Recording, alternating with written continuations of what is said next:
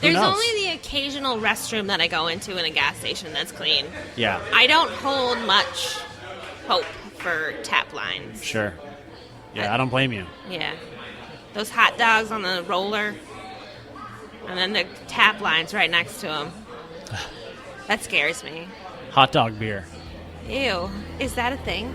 It was not dry hopped, but dry hot dogged. Ew. Yeah. That sounds gross. It does sound gross.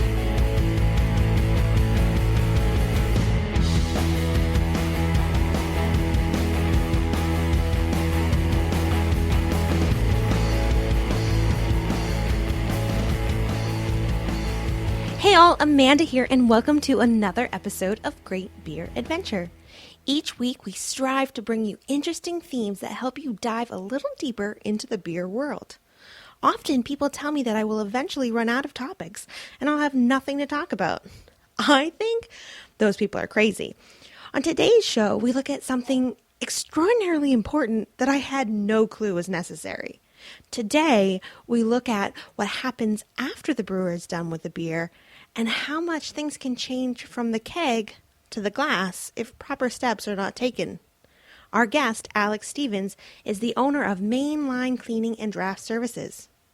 I started out the interview asking why his position even existed, but was singing his praises by the end. I also walked away with a whole new slew of themes I want to cover. Let's head on over to the Thirsty Pig and jump right in.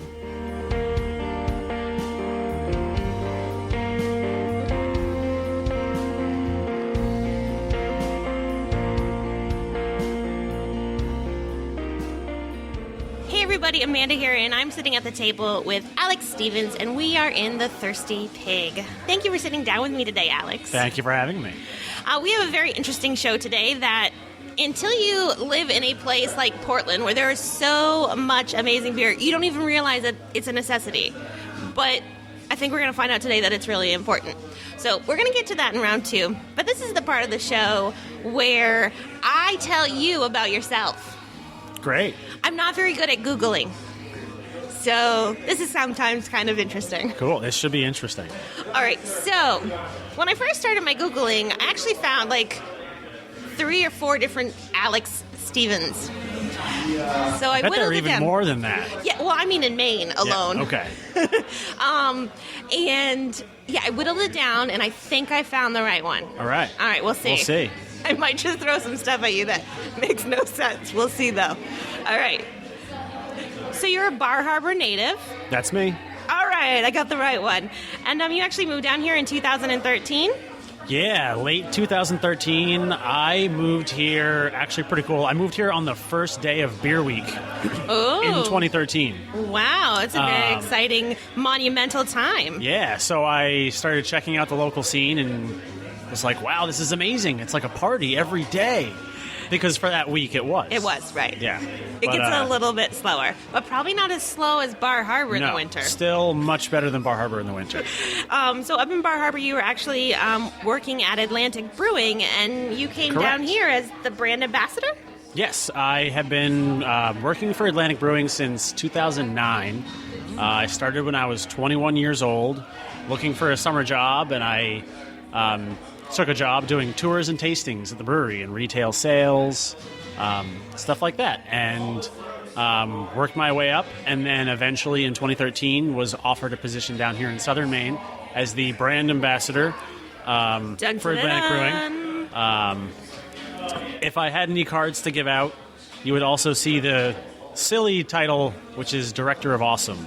Director which is of also, Awesome. It's on my business card, so I guess that counts. Yeah. But, yeah. That's all I could find.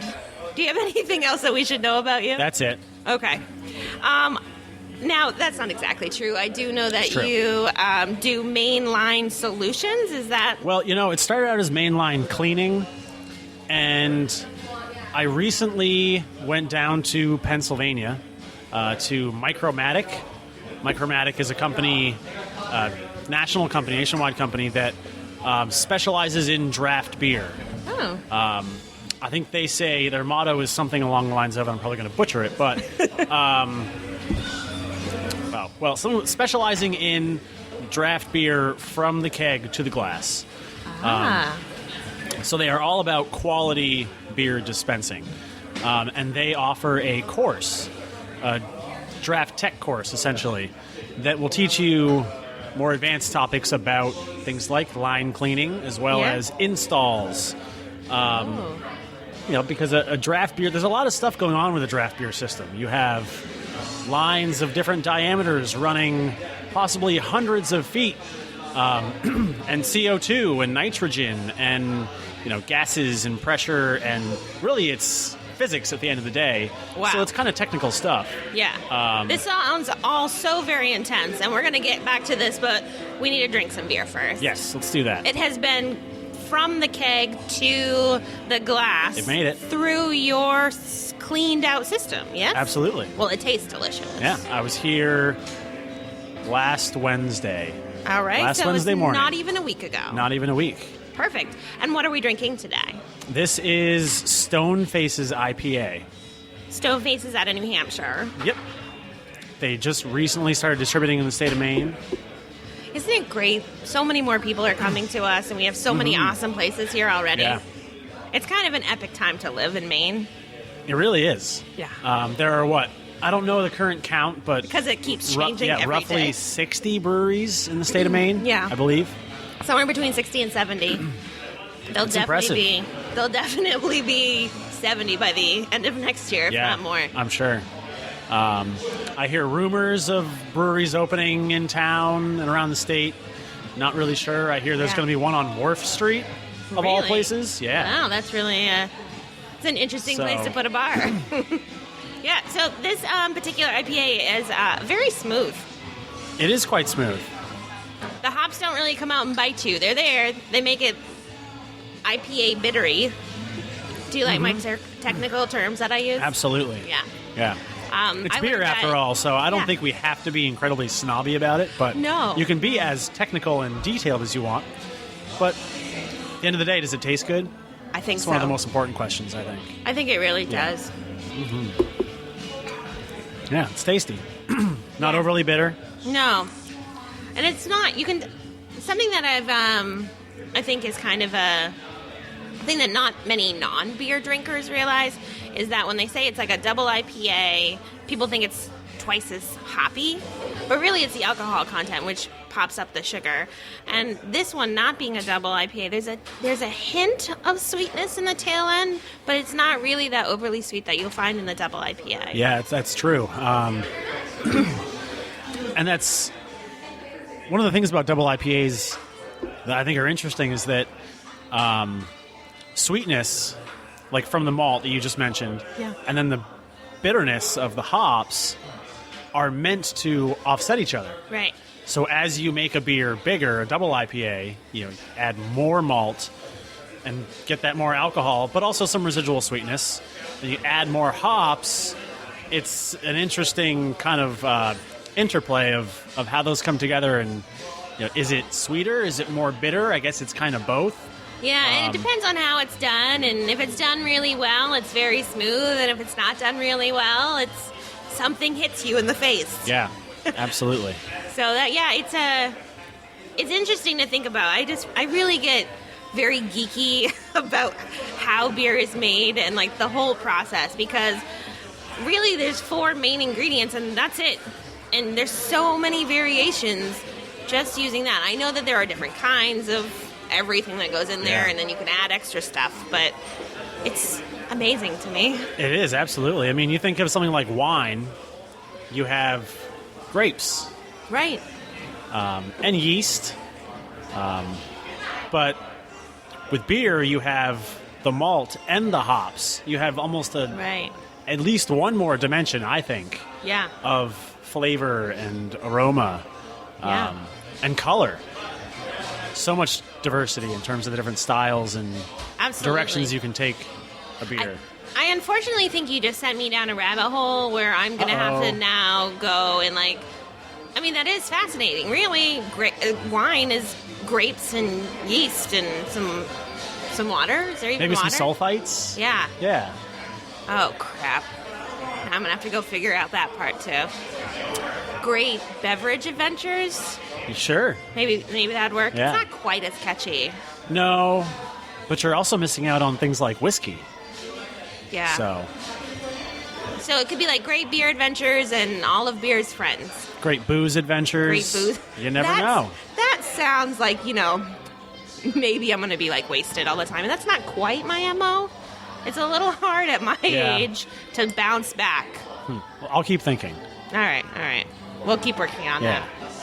Until then, let's move into round 2. And so you were talking about the fact that there's so much that goes into delivering us our beer. So the brewers go out and they do all this amazing stuff. And then they bring the keg to a bar. And you're like, yay, my favorite beer is here.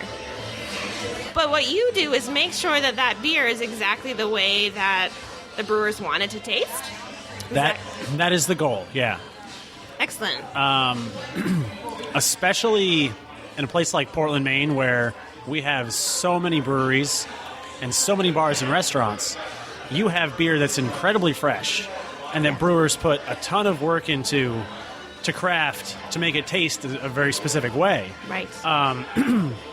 And you want to maintain that. And one very important aspect of that is draft line cleaning.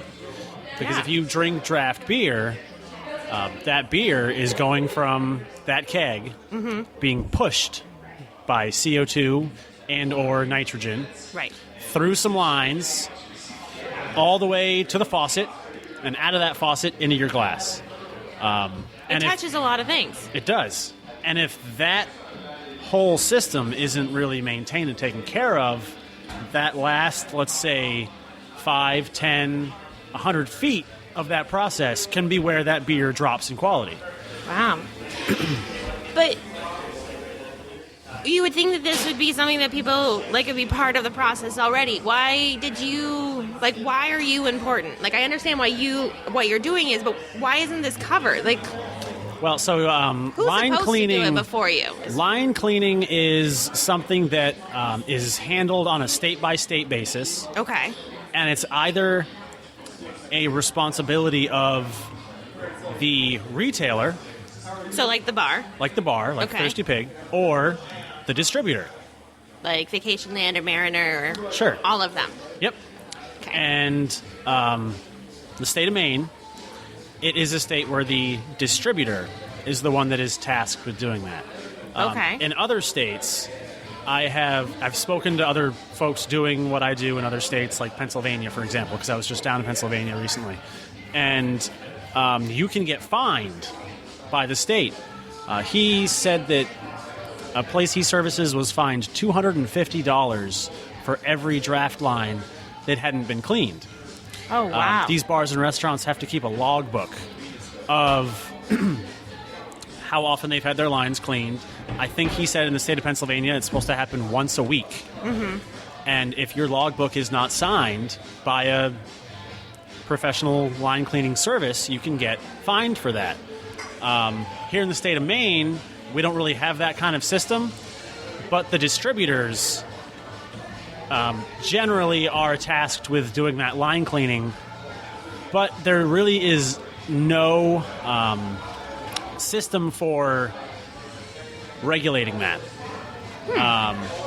So the distributors certainly are out there cleaning lines, but there's nobody watching saying, you have to do it so often, or you have to do it with this procedure, or with these Do we have chemicals. guidelines that are supposed to be followed? Not that I have really been able to find. I've tried looking through state statutes, and I really haven't found much.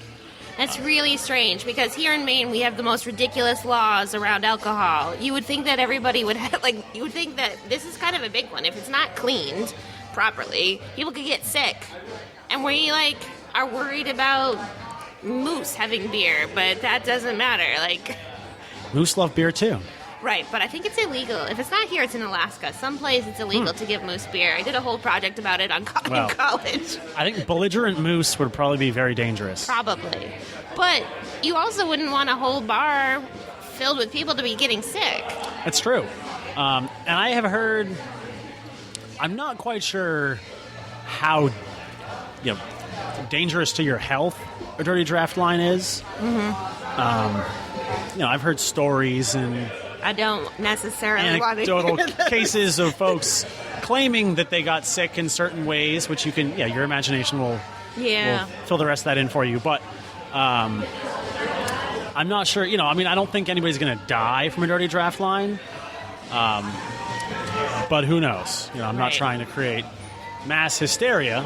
So my question is so if it's the responsibility of the distributor to actually get these cleaned, are you hired by the bar or the distributor? I am. The bar. So here's where it gets complicated. Now in the state of Maine, we have a lot of distributors. Yes. Let's see. You have Nappy, Yep. National, Mariner, Craft, Vacation Land, Sopo. Who am I forgetting? I know there are more. Central. And that's just down here. You're up to 7. Yeah, that's 7, and that's just the ones that I can think of that sell locally. There are many more around the state because it's kind of regional, so there are some that don't sell down here, but they sell in other parts of the state. People don't necessarily want to go up to Aroostook County. Yeah. It's a long drive. So let's say 7. That's 7 right off the top of my head. Yeah. And then you have self-distributed breweries. Right. Like Bissell, Bunker, Oxbow, Nice, Tributary. There are just too many for me to name them all. But that's already, I'm counting more than I have fingers for. Right. So a place like the Thirsty Pig, they have 10 draft lines. It could be that they will have 10 beers on that are coming from 10 different distributors or self-distributed breweries, and the line cleaning for those 10 lines then is up to those 10 different people or companies to come in and provide that service. So it makes it very hard for the bar to, number one, stay on top of that. Yeah. Because they have to, unless someone is coming in, they're diligently coming in every, on a regular basis and doing that line cleaning. The bar owner or manager has to stay on top of when each line has been cleaned, and then you have all the added kind of questions of how well was it cleaned, how was it cleaned, right? And you have to worry about those 10 different people, making sure they right. You have juggling schedules, right? Having more than one people in it at the same time. So it's. I think it's a complicated system, and it's not really set up well to make it easy for anybody to make sure draft lines are clean. So I found that there is a market for bars and restaurants who want to pay to have that service done professionally, and I go in and I do it all at once. So I clean all of the draft lines, no matter what beer is on. So they know the good, the bad, and the ugly. Absolutely. So they know that bar manager or that bar owner knows that those lines have been cleaned on that date, and they know I'll be back in 2 weeks. Right. So they can count on that. They don't have to think about it. They don't have to try and manage it. And there's also just that added kind of confidence that they know. They're not wondering. They know their lines have been cleaned. Right. And, I can see how, if you are a bar owner who, wants to be in town for a while, you want to have a good reputation. You don't want people getting sick. So, no matter how small it is, there's one bar in town that I know that if you go to, you're probably going to get a cold. I know it just sounds funny, but it's because of the glass and the way they clean it, you're probably going to have a cold next week. Yeah. So, if you want to make sure that you're not one of those places that gets a reputation, I can see why it would be very important.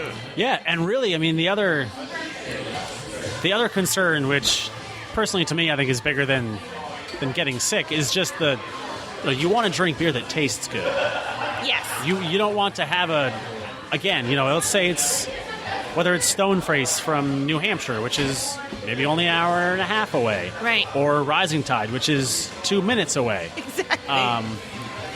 It's great fresh beer. Right. I think there's a responsibility on the part of that bar owner or manager to make sure they are serving that beer the way it's supposed to taste, and that they are, doing good by that brewer as well to.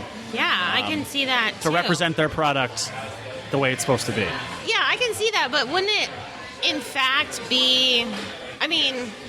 Most of the time when you get upset at somebody, you get upset at whoever's the tail person in the line. But it really wouldn't be the bar owner's problem in our case, because it would be the distributor that dropped the ball. So it feels like if like a brewer was going to get mad at somebody, they should get mad at their distributor rather than their bar keep. Potentially, yeah. But let's take... That's never the way it works, so, right? So again, let's take the Thirsty Pig as an example. Right. The pig loves to rotate through beers. Right. You won't find many beers that are always on draft at the Thirsty Pig, except for maybe some of the beers that they feature as a special on Happy Hour that are some standbys. Right. So maybe today, the beer that's on line number 5 came from Nappy. Tomorrow, the beer that's on that, because they kick kegs really fast here. Right. Tomorrow, the keg on that line could be from National, and then the day after that, the keg that's on that line could be from Vacationland or Mariner. So if it's changing that quickly, there's really no good system for even these distributors to know when their kegs have been tapped, which line it's on, when they need to go in and clean. It's very hard to keep track of those things and make sure that's getting done. Because if it's a rotating line and nobody really... Because it was back... it used to be that when a bar would set up their draft system, they might have 4 draft lines, maybe 6 draft lines. Right. And the beers that were on those lines would stay on those lines. There wouldn't be the rotating that goes on now. So it'd be more predictable. They could go in and say, we know we have this Sam Adams line that we need to go in and clean. Right. And they can send somebody there because they know it's going to be there. But if you have somebody that you're paying hourly to go out there and clean draft lines, you don't want them to go into a bar and have the beer not be there. Right. Right. It doesn't work for anybody. So it's very hard also for the distributors to stay on top of those things. And then we can also talk about the fact that some distributors are big enough to have staff dedicated to things like draft servicing, like cleaning and troubleshooting. But then you have smaller companies that don't have those people on their staff, and it's the actual sales reps that are taking time out of their day to go and provide that cleaning service. Or those small self-distributed breweries that might have, it could be 2 best friends that are running the entire company together. We've got that. Which one of them is going to go clean that draft line? And what's going to happen back at the brewery when they're doing that? So from the big guys to the little guys, it's hard for all of them to get everywhere and clean every single draft line, especially if you're going to try to hold them to like the Brewers Association's guidelines of draft line cleaning, which is that it should happen every 2 weeks. So the Brewers Association here in Maine has that? It's a national organization. A national one. So the Brewers Association nationally... Or maybe even worldwide, I'm not really sure. Potentially worldwide, but at least nationally says every 2 weeks. Yep. Minimum. Yeah, and that's an organization that I believe was started primarily by craft brewers, but has actually come to include the big guys like Anheuser-Busch and Miller Coors. And they're trying to become the big guy. Yeah, I think that might have already happened actually. Yeah, there's going to be a little bit of kickback. Yeah, but it's crazy. Yeah, so they have come together. There is if you've never seen it, just for curiosity's sake, you should get a copy. The Brewers Association has a draft quality manual. Yeah. Where they basically lay out all of their guidelines, and it really is the almost like the Bible of the draft beer, cleaning. Draft beer. Wow. And not just cleaning, but also how do you properly pour a beer? What temperature should it be poured at? Really? All of that stuff. Yeah, there are. It's mostly the really, really big brewers that have been around for a long time have done a lot of research on these things. Like how often should a draft line be cleaned? What's the best temperature to serve a beer at? They put the time in to figure these things out, and us craft beer drinkers are benefiting from it. But a lot of that research and knowledge came from the big guys, and it is out there. They spent a lot of money to figure all that stuff out. So the big guys aren't completely evil, is what you're trying to say? No, they're in the business of making beer and serving it to folks as well. So they want to make sure they're doing it right. I'd like to get your take on something that's come up before. And And it makes so much more sense to me now. It's so frustrating as a consumer that you can't go to your favorite place with just a growler and have it poured. You know, there's this whole thing here in Maine where some stores want to start selling growlers. And brewers don't want them to do that necessarily. And now I can kind of see why, because there's all this talk about like, oh, but the taps might not be as clean. And I never really thought about all that went into it. So and I think the only way that piece of legislation could go through is if you became more than just you. Like your position feels like it needs to be part of what anybody tries to do so that we can get growlers in places other than breweries. Sure. Yeah. Yeah, draft line cleaning is hugely important, and I don't think it is kind of thought of as much as it should be. Right. It's not valued the way that it should be. I know there's other states, they have like stores that you can go in and it's like a growler store. Yeah, I was in a gas station in New York. Exactly, yeah. A while back. Can you imagine what those tap lines might look like? Might, who knows? But so like I was saying, in certain other states, it's required by law that they're cleaned.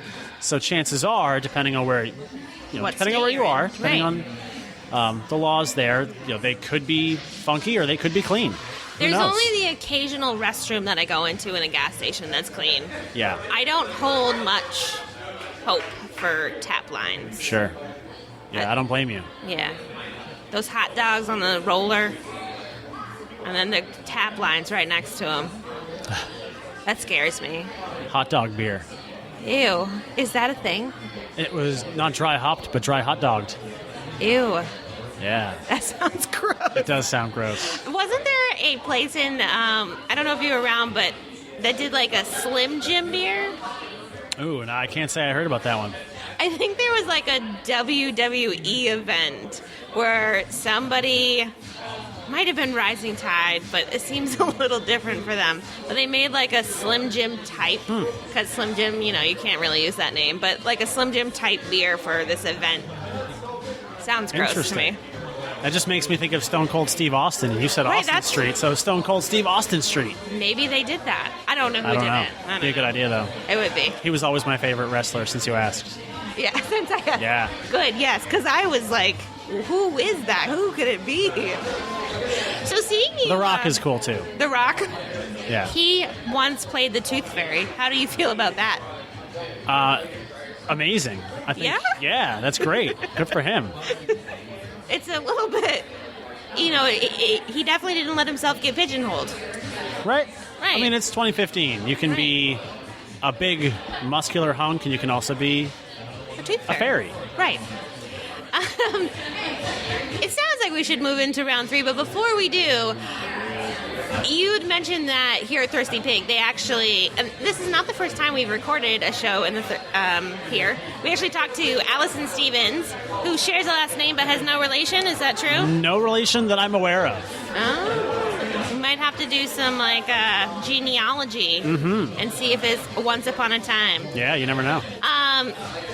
But they have a stairway in the Thirsty Pig where there are, I don't know, like 100 tap handles all hanging up. And it's pretty amazing to just kind of see all of them lined up, and that they're just kind of rotating through them. It's so many.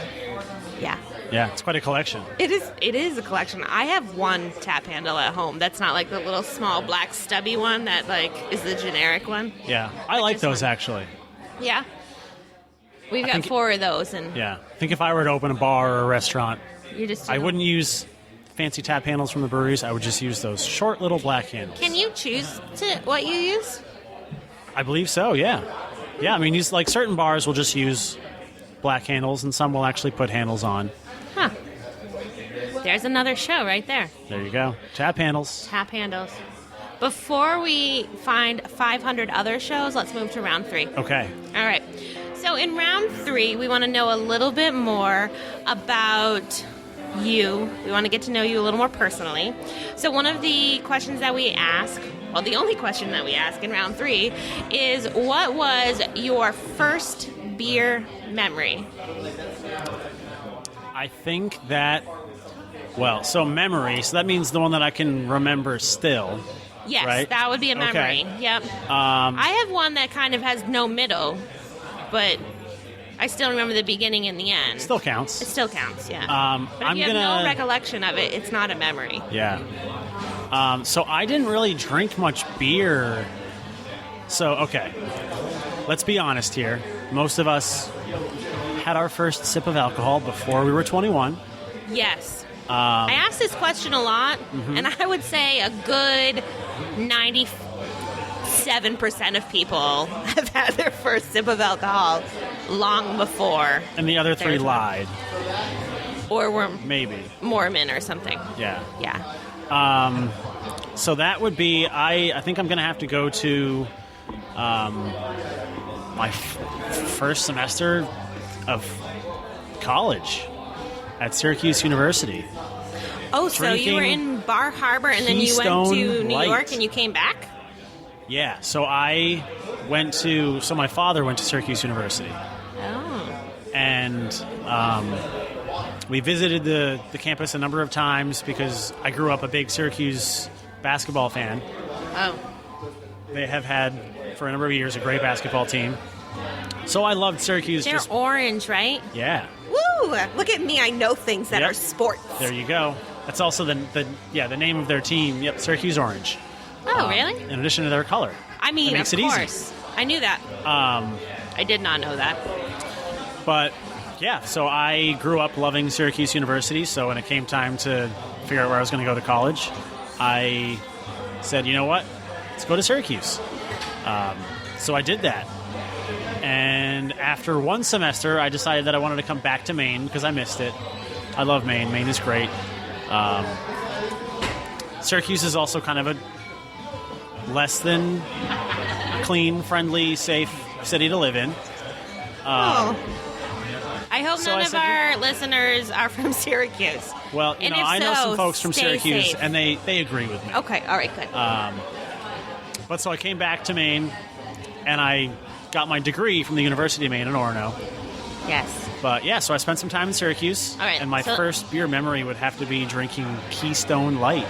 Keystone Light. Yeah, it was surprisingly easy to drink because it's Water. like water. Yeah, Yeah. you just have to go to the bathroom a lot because Yeah. you drink a lot of them. Yes. Agreed. Yeah. I don't know that I've ever had Keystone Light, but I know the genre. Huh. You might as well try it just so you can say you did. Yes. I should probably hunt that down, but I think that it would be hard at this point in my What life. about Red Dog? Red Dog? No. Mad Dog I've had. Okay. Red Dog. What is, I remember is that a beer? that was a beer. I'm not sure if it's still produced or available. Yeah. I think I'm having a revelation here. Yeah? If we go back even farther, I remember my mom using Red Dog in the garden to catch slugs. Oh, that's wonderful. Yeah. You bury a little cup of beer in the garden, and the slugs are attracted to it, and then they just fall right in. I have to try that.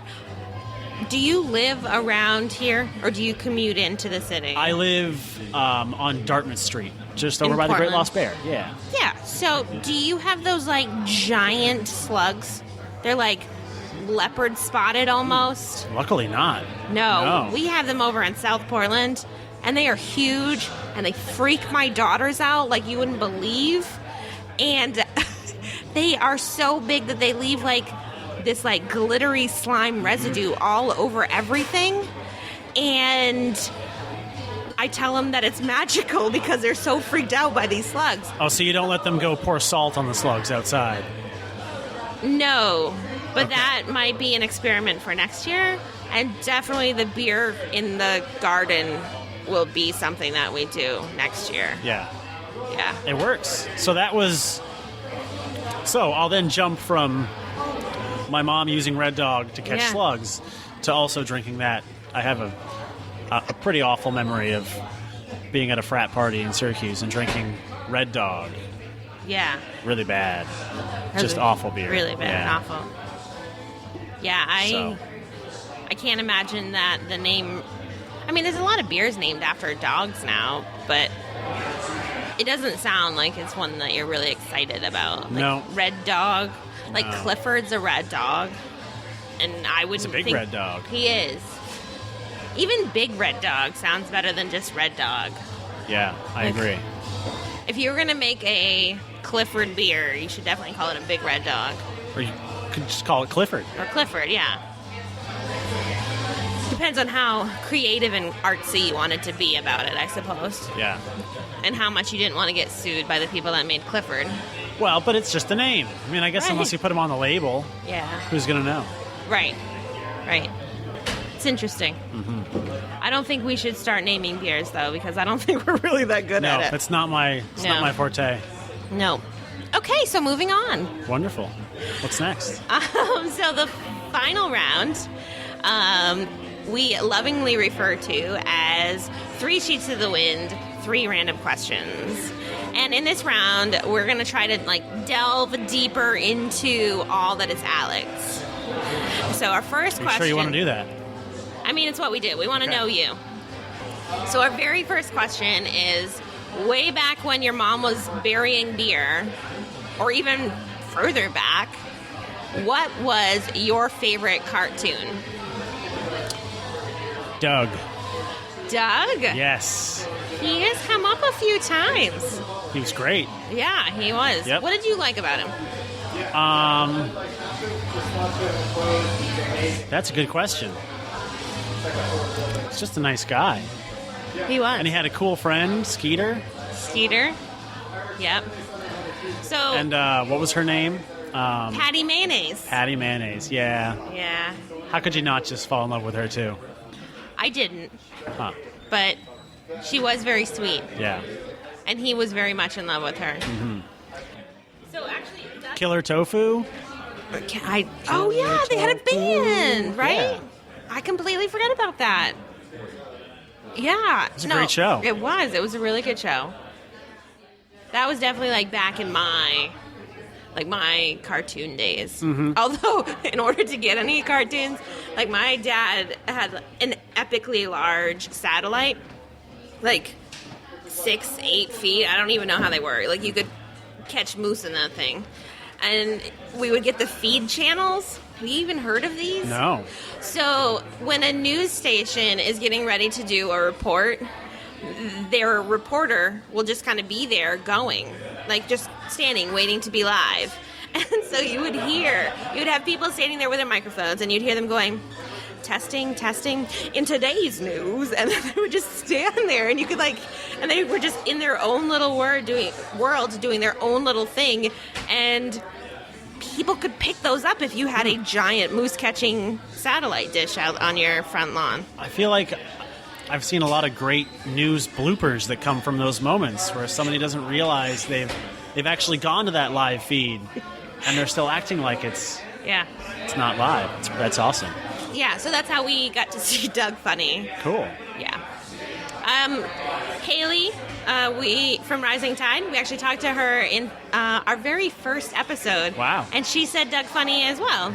Yeah. Yeah, she said she really liked how it let kids be themselves and kind of, I don't remember the exact words she used, but kind of be geeky and be okay with that. You could be whoever you were, and it was cool. Absolutely.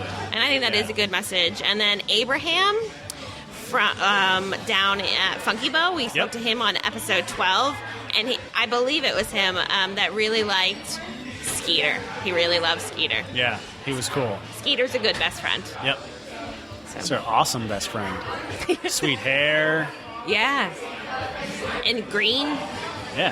Who wouldn't What? want a green friend? I know I do. Yeah. I do have to say, though, second, you didn't ask, but Hey Arnold. That one came up too. I loved that one, too. Maybe it was actually Hey Arnold that Haley said. Oh, there's been so many. But it's been wonderful. Yeah. But Hey Arnold was good too. The football head. Yeah. That girl was kind of mean though. She was very mean. But didn't she? Is it Helga? Yeah. Helga Pataki? Yeah. Think so? Yeah. Yep. I won't lie. Sometimes when I see reruns, I'll watch them. Yeah, if they're on, Yeah. you're okay, we're good. Yeah. Yeah. You'll go grab your really good beer Yep. and watch one. Absolutely. I watch Disney movies. I say that I have a 1-year-old and a 4-year-old, which I do, but that's not the reason that we watch them. Yep. And that's okay. Because Yeah. they're just great. Yeah. The new Cinderella that came out, I'm like, Madison needs to watch this because I did. So I understand. Yeah. I have to admit, I haven't seen a lot of the new Disney movies. Yeah. But the old ones. Yeah. And I Great. think I can Classics. quote Shrek, who's not Disney, but same idea. Is that Pixar? Who is that? I don't remember. It's not Disney. Who could it be? Right, it must be, right? But I don't feel like he's in the... I don't know. I should know this. should. This is in my wheelhouse. You gave me a softball, and much like with real softballs, I completely missed it. I am not good at the sports. Have you tried tennis? Yes. Much bigger surface area. Yes. Yeah. You I look like a tennis. bigger fool when you don't hit it. It still happens. Yeah. Yeah. It might be because I don't grunt loud enough. That helps. Yeah. I'm not good at sports. Hand-eye coordination. My hands go one way, my eyes go another. Well, you haven't missed a sip of your beer yet, so you're doing It's a something good right. night. Sometimes it appears that there's a hole in my lip, and it's just like all over me. Yeah. Again, I say that my clothes are horribly stained because I have children. That's part of the reason. Yeah. Yeah. Next question. All right. All right, so this one's a little bit more difficult when we're sitting in the middle of a bar and there's Uh-oh. music playing. But other than the song that just came on the radio, do you have any other songs stuck in your head at this moment in time? Stuck in my head. What? They call them earworms. Yeah. Isn't that disgusting? It is pretty disgusting. Yeah. I don't want any of those. Neither do I. I'm a huge Sam Cooke fan. Mm-hmm. And when I'm not specializing in beer, I love to sing karaoke. Oh, I so you're going to love- sing to us today. Not quite, but Dang. I went to a Halloween party the other night, and they had a karaoke set up there. So I did some singing karaoke, and I didn't get to sing any Sam Cooke, but I wanted to, so I think it's kind of been on my mind ever since. So if you had have been able to sing a Sam Cooke song, what would it have been? It probably would have been Wonderful World is a great one. Not to be confused with What a Wonderful World. Oh, I know that one. Yeah, this is a different Wonderful. I don't know that one. And that, Can you sing me a couple lines of that I one? shouldn't have said that because it was a very easy Yeah. transition. Or So that's a no. Let's see. You're just walking past Bring It On Home. Again, this sounds Or like one that A I might know. Change Is Gonna Come. No, I don't know any of these.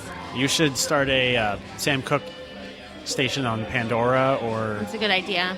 yeah. I will pop a Sam Cooke song up on our show notes for this show.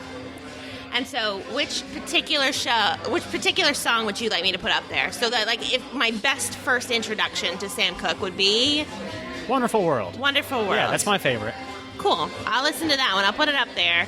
And all of you can go listen to it as well, because we will put an episode of Doug Funny's show. We'll put an episode of Hey Arnold, and we'll put a Sam Cooke song up there. I can't wait. I know. It's going to be a great set of Yeah. show notes, right? This brings us to our very last question. Okay. All right. So our last question is, what is the best thing that you've had to eat this week?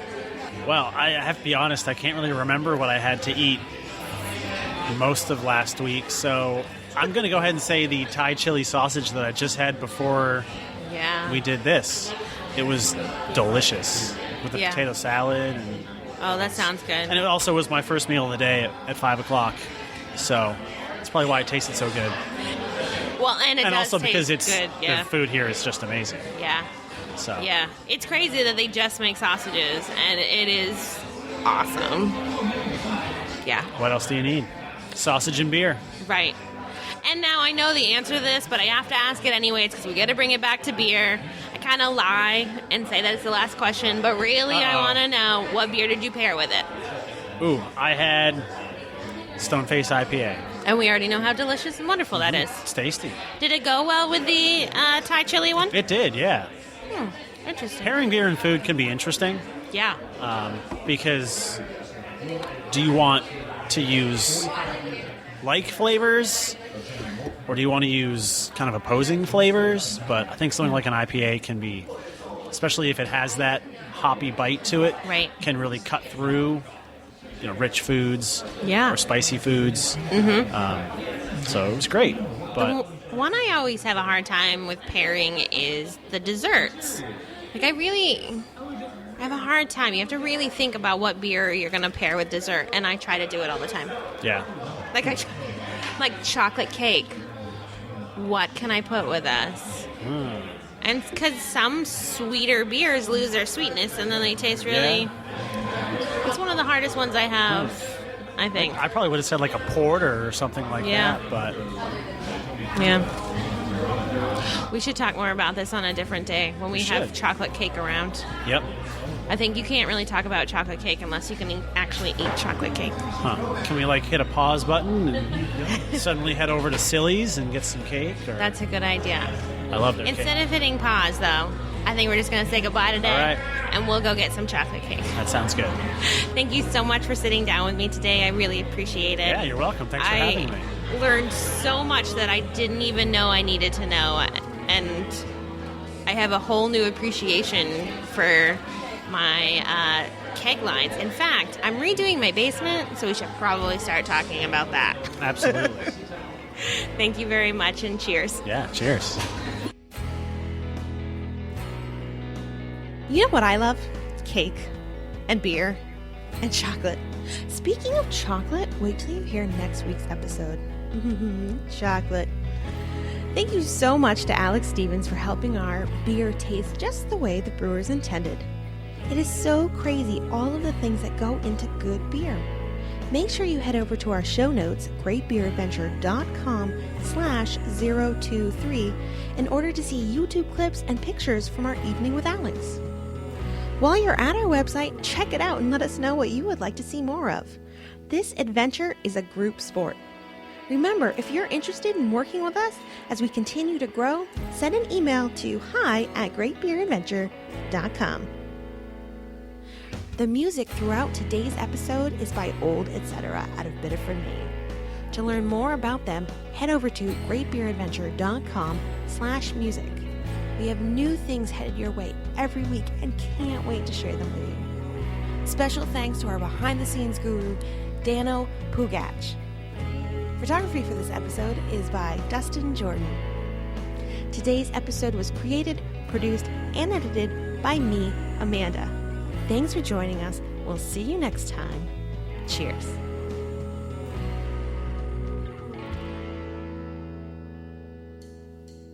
Want to know more? Be sure to find us on Instagram @GreatBeerWomen.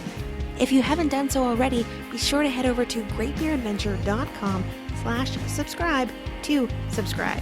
That way, you'll be the first to know when a new episode goes live. Also, don't forget to tell your friends about us. A small party is fun, but a huge party is extraordinary. Let's get more people knowing about beer in the great state of Maine. Great Beer Adventure is part of the Great Pint Society.